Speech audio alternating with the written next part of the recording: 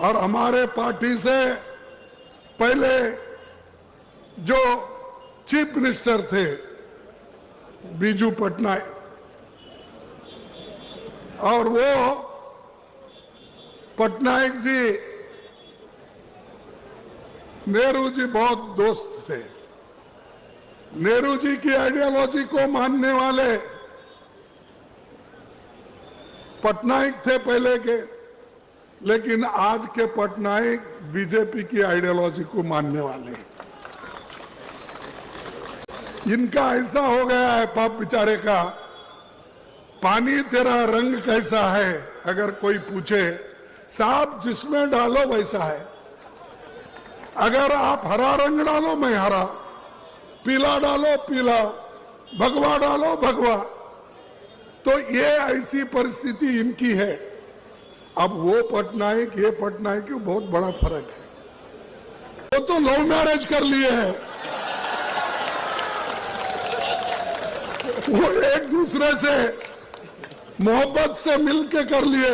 कोई अक्षता नहीं डाला, कोई बिलाए नहीं, कोई साथ फेरे नहीं लिए, कुछ नहीं। कहां मिले वहां दोस्ती हो गई, और इसलिए दोस्ती हो गई दोनों मिलके हम ओडिशा को बर्बाद करेंगे। ओडिशा का जो ये है माइंड से दोनों मिलके बेचेंगे। अगर खाना भी है तो मिलके खाएंगे। इस वजह से उनका जो लव मैरिज है उसको तुम पक्का मत समझो। लव मैरिज में कभी कभी उल्टा भी होता है। और दूसरी चीज, मोदी जी और खासकर हमारे पटनायक जी आज के क्या पाए, ये दोस्ती करके क्या पाए आपने? अरे कभी कभी डबल इंजन फेल होती है, और डबल इंजन काम नहीं करे तो पहला इंजन भी फेल होता है। देखिए कांग्रेस पार्टी ने प्रदीप पोर्ट दिया कि नहीं? रोरकेला स्टील प्लांट किसने दिया? कांग्रेस ने दिया ना? क्या मोदी ने दिया? नहीं। और चिल्का नावल एकेडमी किसके जमाने में हुआ? और मानचेश्वर में रेल कोच फैक्ट्री हुई, कब हुई? अच्छा, एचएएल ऑर्डिनेंस फैक्ट्रीज कब बने? कांग्रेस के जमाने। फिर पटनायक और मोदी ने मिलकर क्या लाया? अरे इतने बड़े बड़े इंडस्ट्रीज कांग्रेस ने लाया, नेहरू जी ने लाया, और उस वक्त के पटनायक जी साथ दिए, ये काम हुआ। और आप अब क्या कर रहे हैं? बीजेपी के साथ मिलकर यहाँ के पूरे जो नैसर्गिक संपत्ति है इसको लुटाने के लिए परमिशन दे रहे हैं। देश के संविधान को बचाए, देश के लोकतंत्र को बचाए, इसीलिए आप वहां हो। आप लोकतंत्र को खत्म कर रहे हैं, लोकतंत्र को बर्बाद कर रहे हैं, संविधान को बर्बाद कर रहे हैं। जो संविधान डॉक्टर बाबा साहब अंबेडकर, जवाहरलाल नेहरू जी ने मिलके यहाँ के देश के लोगों को एडल्ट फ्रेंचाइज दिया, यानी सभी लोग बराबर, सबको हक। पहले नहीं था, ब्रिटिश के जमाने में था। आज नीचे से काम करने वाले एक खेत मजदूर को भी उतना ही हक है वोटिंग का, और उसकी कीमत भी उतनी है जितनी एक जमींदार की है, बड़े मालिक की है। कारखाने में काम करने वाला एक मजदूर उसके वोट को भी उतनी ही कीमत है जितना मालिक को है। ये किसने किया? हमने किया। और आपको सभी को अधिकार दिया। महिलाओं को सुनिए, पूरे देश में 50 साल 100 साल के पहले जहां भी डेमोक्रेसी है वहां महिलाओं को वोटिंग का अधिकार नहीं था। बड़े बड़े लोग उनके साथ है, बीजेपी के साथ, पटनायक के साथ। कौन है? अमीर लोग है, अमीर लोग। और गरीबों के साथ कांग्रेस हमेशा खड़ी हुई है। एक हो जाओ, अपने हकूक के लिए लड़ो।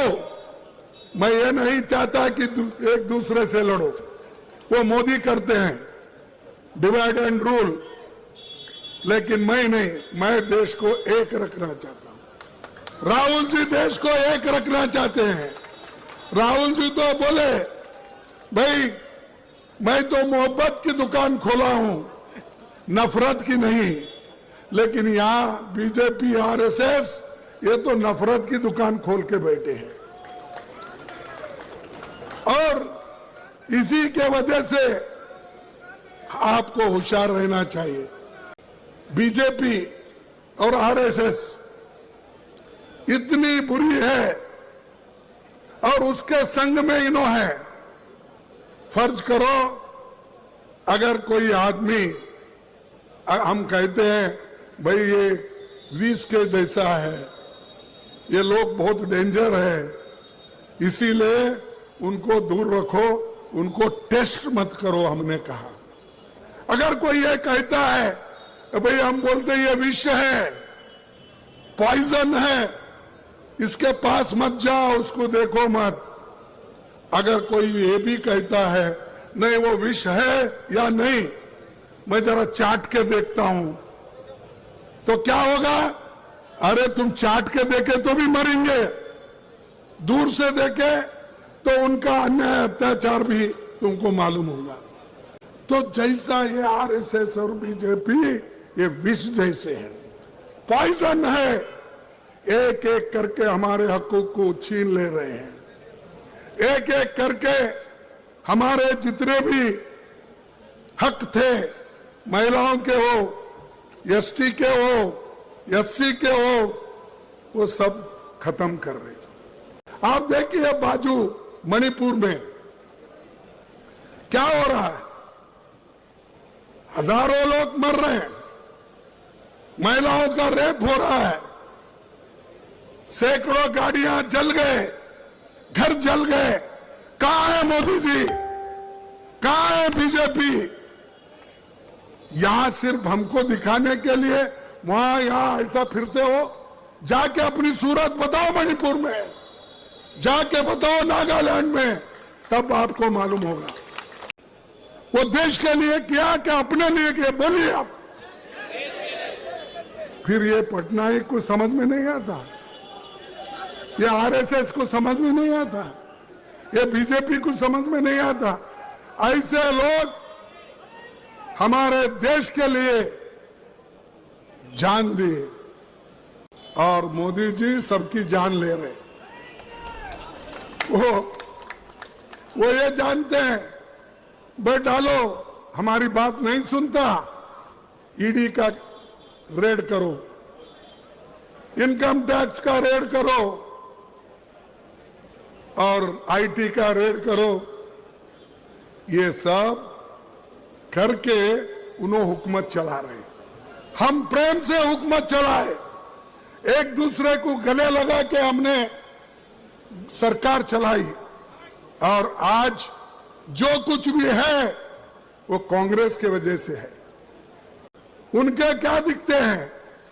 उनका कुछ नहीं, लोगों को लड़ाने के लिए चलो तुम लड़ते रहो, मैं मजा करता हूं बोल के वो लोग अपनी छवि बना लिए हैं। ये आखिरी चुनाव है।